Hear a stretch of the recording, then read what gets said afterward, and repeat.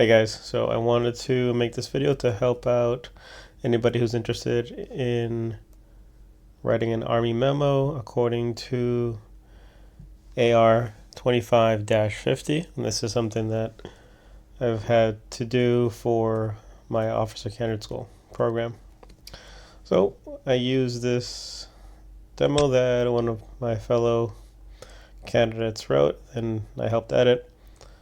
So we'll just get right into it. So one thing that you can do is look at the grid lines in order to make sure that the seal is lined up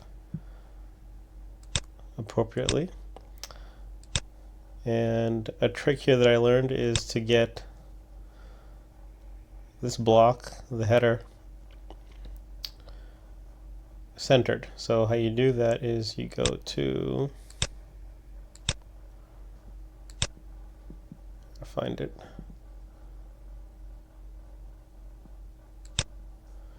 yep, here it is. You want to position this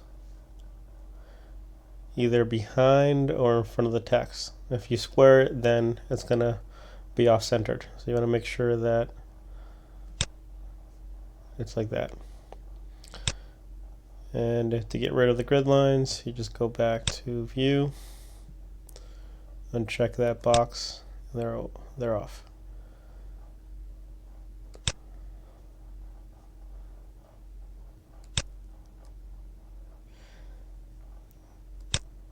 Another thing you want to look for is your margins. They have to be 1 inch all around. Okay, I am going to have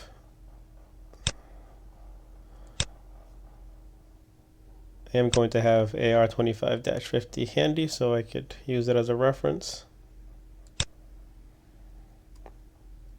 One thing about the seal I will say, according to AR 25-50, the seal is slightly to the left of the margins. But I know our company commander, he wanted the seal to be aligned to the 1 inch margins. So that's how we're doing it. So underneath the seal, you want to have one space in between here. And you want to go to the home to make sure there's no extra spaces. All right, that looks good. All right, that looks good. So here's where the office symbol would go. And the date is on the same line. The one thing about the date, it has to be flushed to the right margin. So quick way to check. After the office symbol, you want to leave 2 spaces, and then you want to write the address. You want to leave 2 spaces, and then start typing your memorandum for whoever it's going to be addressed to. After the address, you want to leave 1 space, use the subject line. And here, remember that after the colon, you want to leave 2 spaces. Then after the subject line, you're going to leave 2 spaces again. And then start writing the body of the memo. And again, you want to make sure that there are 2 spaces. Here we forgot a period, so make sure the period is there. And also after the 1, there should be 2 spaces. So as a rule, anytime you have a period, a colon, a question mark, those type of markings, those type of punctuations, then you want to make sure there's 2 spaces after the punctuation. Okay, same here. 2 spaces. Okay. All right, and this part was the biggest hurdle, is because when you auto-indent or you use Words, Microsoft Word's auto-indent format, it's not going to adjust it correctly. So for this, it needs to be 1/4 of an inch. So after the first subparagraph, after So here when the paragraph is subdivided, the first subparagraph needs to be 1/4 of an inch away from the margin. So here you can tell that this candidate used Microsoft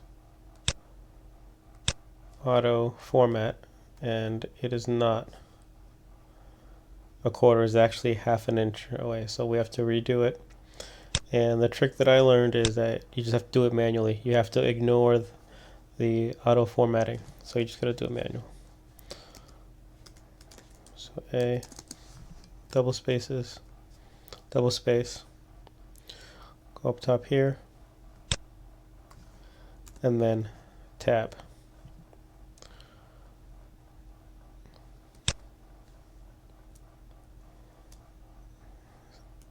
Same thing here for the second subdivision, or the second subparagraph. You have to do it manually. So 1, 2 spaces, and the second subdivision is 1/2 inch. So the first subdivision is 1/4 inch, second subdivision is 1/2 inch. Set your pacer or whatever this is called, and then hit tab for it to indent. Same thing here. Leave 2 spaces.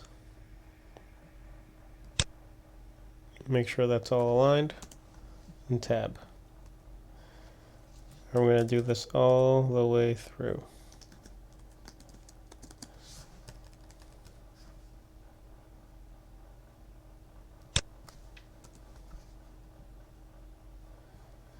And one of the reasons, or another reason why you want to do this, is because when the text wraps around, it needs to wrap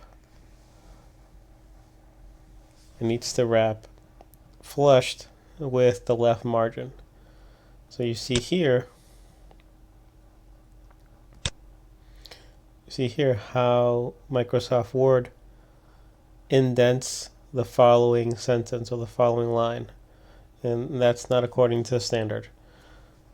So that's why we have to do it manually, because if you go with the Microsoft Word's format, it's not going to do it right. So this is correct. This is not correct.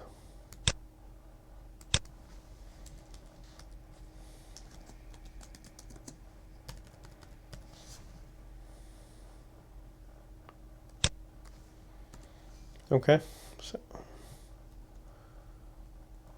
all right. See how this is an extra space here? The way you get rid of that is by going to the spacing, and you want to remove the space after the paragraph.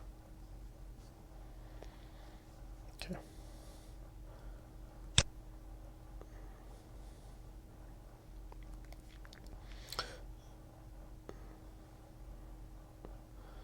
All right. So you get the point. All right. So this is section B.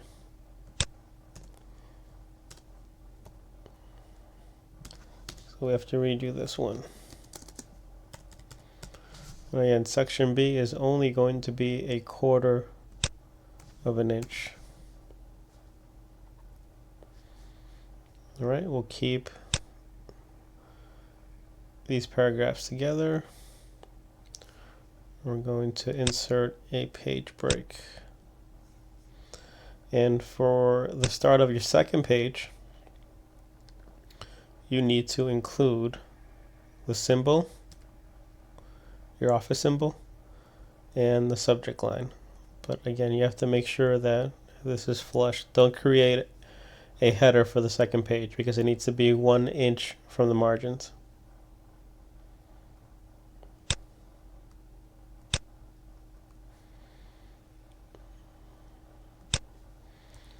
And again here, after the colon, it needs to be 2 spaces.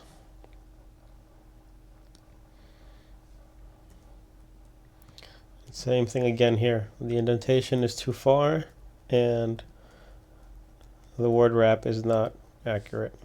So I have to redo this. 2 spaces. Go to your ruler and tab over.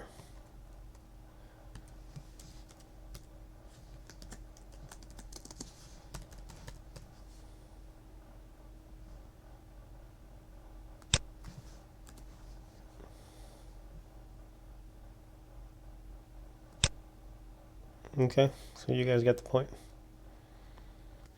Okay, so coming back here, so this needs to be 1/2 inch.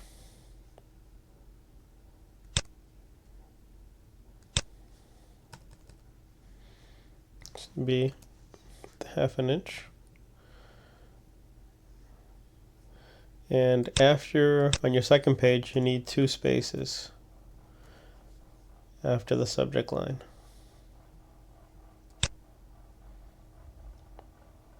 Okay.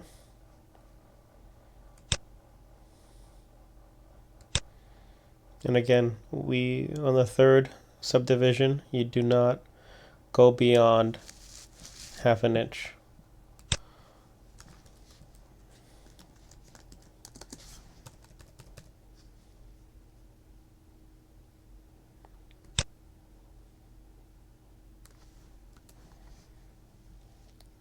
All right.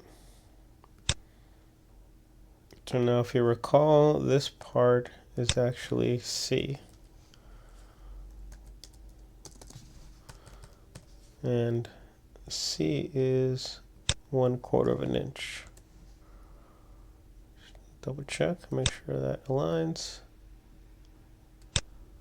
Make sure all that aligns. Okay, now we have to align these subdivisions.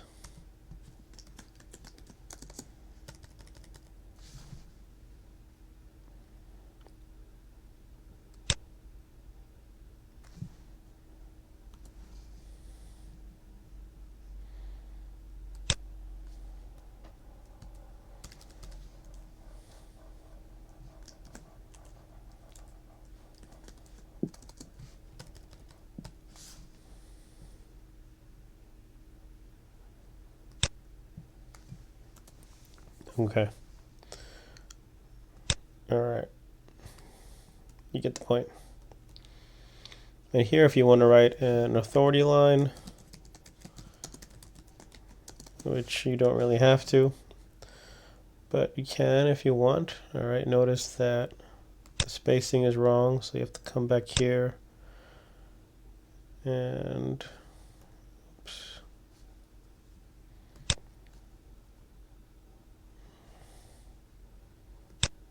You have to remove the space after the paragraph.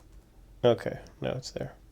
So after the authority line, it's going to be 5 spaces until you start writing your signature block. So 1, 2, 3, 4, 5. So notice that this is wrong.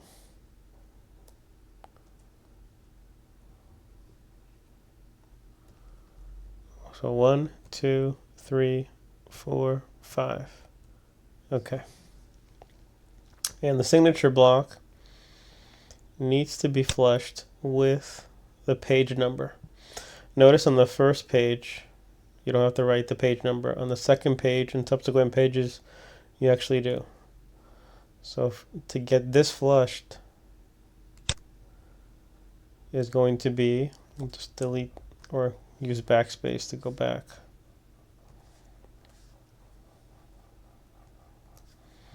Is going to be 3 1/4, and you can see that, right?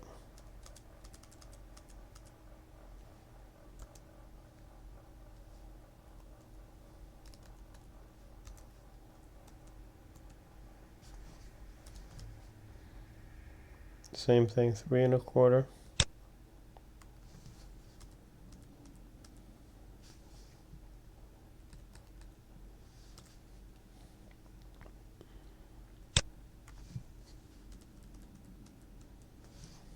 Okay, Go back and double check. 1, 2, 3, 4, 5.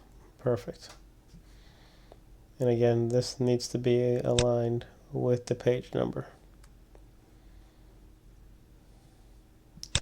And one other trick was for the page number not to appear in the first page. You have to go to the footer